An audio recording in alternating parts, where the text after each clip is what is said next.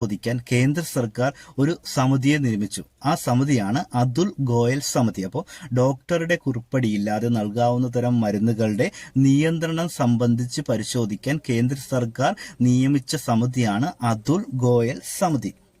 ഇനി കേരളത്തിലെ ആദ്യത്തെ ട്രാൻസ്ജെൻഡർ ഫിലിം സൊസൈറ്റി ഏത് എന്ന് ചോദിച്ചാൽ ട്രാൻസ്മുദ്രയാണ്. അപ്പൊ ട്രാൻസ്മുദ്രയാണ് കേരളത്തിലെ ആദ്യത്തെ ട്രാൻസ്ജെൻഡർ ഫിലിം സൊസൈറ്റി എന്ന് പറയുന്നത്.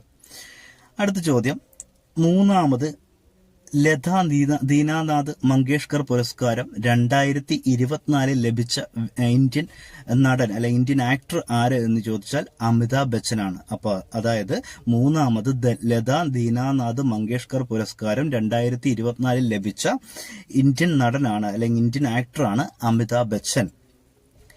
ആശാൻ യുവകവി പുരസ്കാരം 2024 അർഹനായ വ്യക്തി ആര് എന്ന് ചോദിച്ചാൽ സുബി